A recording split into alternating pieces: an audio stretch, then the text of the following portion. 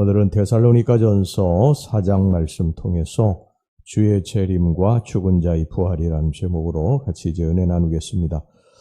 바울이 데살로니가 교회에 핍박이 너무 심해서 급작히 떠나는 바람에 이 데살로니가 교인들을 가르칠 그런 시간적 여유가 없었습니다. 그래서 이 데살로니가 교회 교인들 중에 주의 재림에 대한 이해가 부족한 그런 교인들이 많았습니다.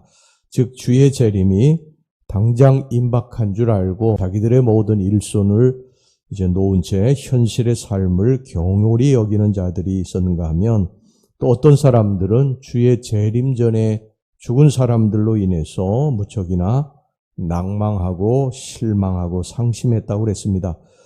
왜냐하면 데살로니가 교인들은 자신들의 살아생전에 주님의 재림이 꼭 있을 줄 믿었고, 따라서 주의 재림 전에 먼저 죽은 성도들은 고생만 잔뜩 하고는 영광된 천국 잔치에 참여치 못하는 것, 그래서 살아서 주를 영접하는 성도에 비해서 많은 불이익을 당하는 줄로 믿고 있었기 때문입니다.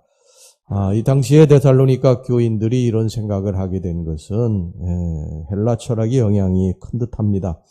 이 헬라 북부의 제1의 도시인 데살로니가는 헬라 신화의 본산인 이 올림푸스 산과 그 신전이 있는 곳입니다. 그래서 당시에 이 그리스 남부의 아테네와 더불어서 헬라 문화의 아주 중심지였어요. 어느 도시보다도 이 데살로니가 이 지역은 헬라 문화가 아주 팽배했었습니다. 그들의 내세관은 한마디로 이원론입니다. 이원론. 곧 영과 육으로 구성된 인간은 죽음과 함께 육신은 썩어 없어지고 영혼은 육신의 감옥을 뚫고 나가서 우주의 실체 속으로 흡수되어서 존재한다, 이렇게 가르쳤습니다. 그들은 살아있는 동안 우리에게는 죽음이 존재치 않는다. 그리고 죽음이 임할 때 이미 우리는 더 이상 존재치 않는다, 이렇게 말을 했습니다. 이런 이제 헬라 사상의 영향을 받은 이 데살로니가 교인들은 주의 재림을 맞지 못하고 먼저 죽은 그러한 사랑하는 가족이나 또 교우들 시신 앞에서 심히 슬퍼하고 상심에 빠졌던 것입니다. 데살로니가 교회의 이런 사정과 형편을 자세하게 살피고 돌아온 이 디모데로부터 그와 같은 이 데살로니가 교회의 문제를 들으니 사도 바울이 펜을 들어서 이 자는 자들에 관한 문제, 즉 다시 말하면 먼저 죽은 자들, 이들의 문제에 대해서 편지를 써서 그 내용을 이제 전달하게 되는데, 13절 말씀 보겠습니다. 형제들아, 자는 자들에 관하여는 너희가 알지 못함을 우리가 원하지 아니하노니 이는 소망 없는 다른 이와 같이 슬퍼하지 않게 하려 함이라. 이 13절에서부터 18절까지의 말씀은 바로 그에 대한 답변이라고 할 수가 있습니다. 첫 번째, 죽은 자의 부활로 인해서 성도는 참 소망을 가집니다. 14절 말씀 보겠습니다. 우리가 예수께서 죽으셨다가 다시 살아나심을 믿을진대 이와 같이 예수 안에서 자는 자들도 하나님이 그와 함께 데리고 오시리라. 당시에 데살로니가 교인들은 아까도 말씀드렸지만 주의 재림 전에 먼저 죽은 교우들의 문제로 인해서 이 상당한 혼란을 가지고 있었습니다. 먼저 죽은 자들은 주의 재림 때에 살아있는 성도들이 받는 그러한 영광에 참여하지 못할 것이라고 생각을 했습니다. 어쩌면 이제 다시는 만나지 못할 것이라고 그렇게 생각했기 때문에 그들은 먼저 죽은 이 가족이나 친지들 앞에, 교우들 앞에서, 이 시신 앞에서 심히 슬퍼하고 낙심을 했습니다.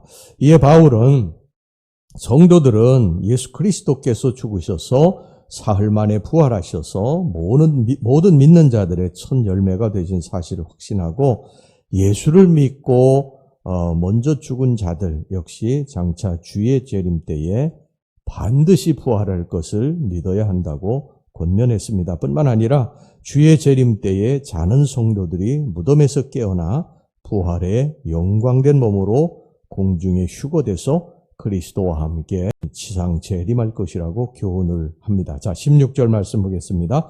주께서 호령과 천사장의 소리와 하나님의 나팔 소리로 친히 하늘로부터 강림하시리니 그리스도 안에서 죽은 자들이 먼저 일어나고, 그러므로 성도들은 먼저 자는 성도들, 즉 다시 말하면 먼저 죽은 그러한 성도들의 죽음에 대해서 너무 슬퍼하지 말아야 된다는 것입니다. 물론 이제 여기서 슬픔은 인간적인 슬픔, 또 뭐 작별의 아쉬움을 말하는 것은 아니고요. 13절에 아무 소망 없는 다른이와 같이 슬퍼하지 말아야 된다는 것입니다. 여기서 소망 없는 다른이는 뭐를 말하느냐면 불신자들을 말하는 거예요. 이들은 한번 죽으면 끝이고 다시 살 수 없다고 하는 이런 헬라 사상을 가지고 있었기 때문에 현세의 세속적인 욕망과 향락만을 추구할 뿐 내세에 대한 어떤 준비나 소망은 전혀 없었습니다. 그들에게 죽음은 끝이에요. 끝. 절망이었습니다. 그래서 자기 몸을 자해까지 하면서 절망감을 표시를 했습니다. 근데 바울은 이걸 뭐라고 하냐면 그리스도 안에서 죽은 자들을 자는 자들이라고 이야기했어요. 자는 자들. 여러분 그래서 초대교회에서는요 무덤을 침실이라고 코이메데리온이라고 그렇게 불렀어요. 그러니까 자는 자들은 어떻게 됩니까? 반드시 일어날 때가 있지 않습니까?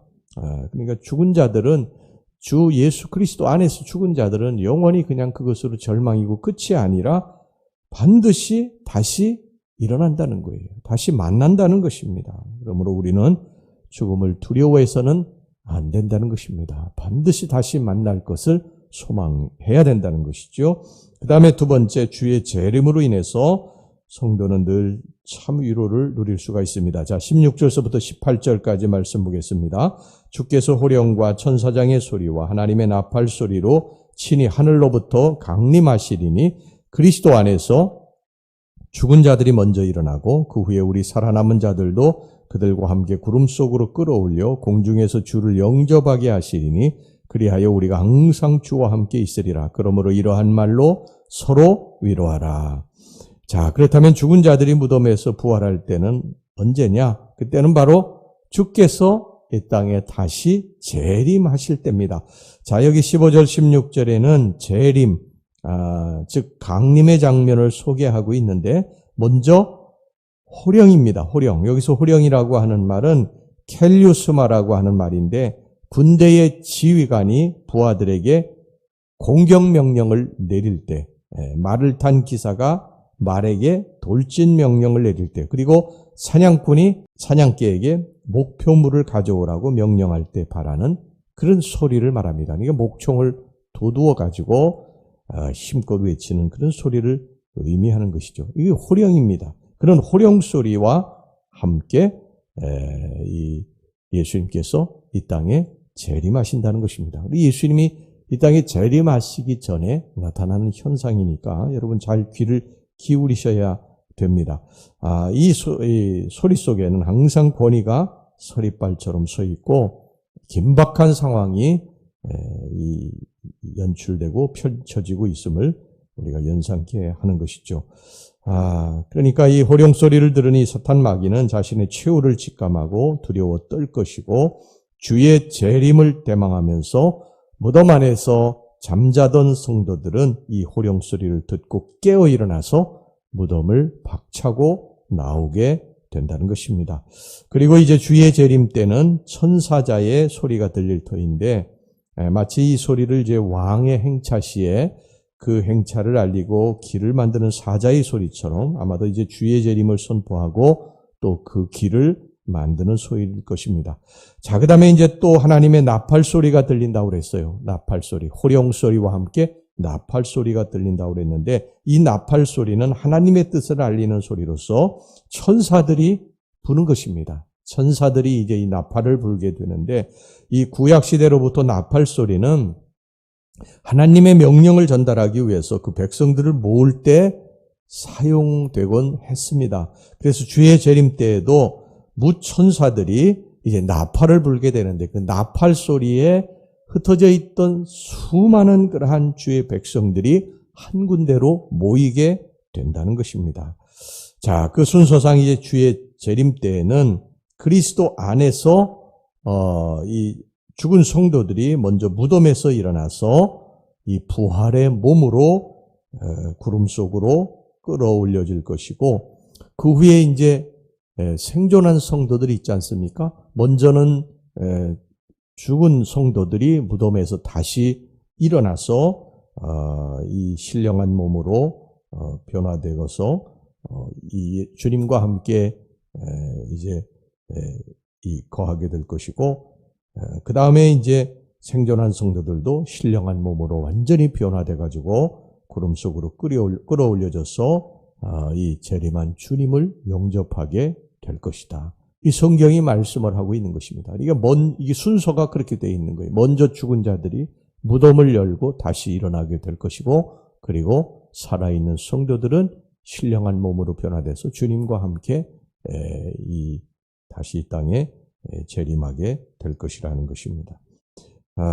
그래서 이 무성도들이 주님을 영접할 이 공중이라고 하는 것은요, 표현 그대로 영접의 장소일 뿐 결코 체류나 거주의 장소가 아닌 것입니다. 즉 공중에서 머물거나 하늘로 되돌아가기 위함이 아니라 일단 공중에서 주를 영접한 후에 함께 지상으로 내려오기 위함인 것입니다. 이것은 마치 이제 황제나 군왕의 행차 시에 각성의 성주가 왕을 맞으러 성 밖으로 멀리 나갔다가 영접하고 호위하여 다시 성 안으로 돌아오는 의전 절차와 같습니다.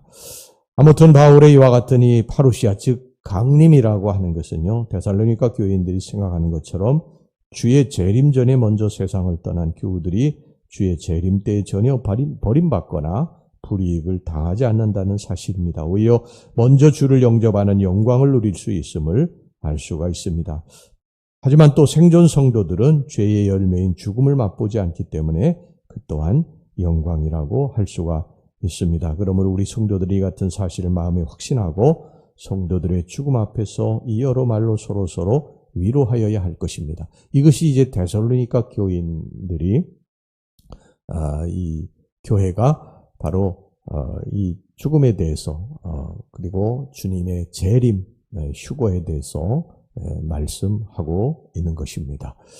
이러한 그 말씀을 우리가 항상 기억하고 먼저 죽은 자들은 우리 예수님 다시 오실 때에 이 무덤을 열고 다시 일어날 것이고, 그리고 주님의 재림하실 때 살아있는 성도들은 신령한 몸으로 변화돼서 휴거하게 될 것이다.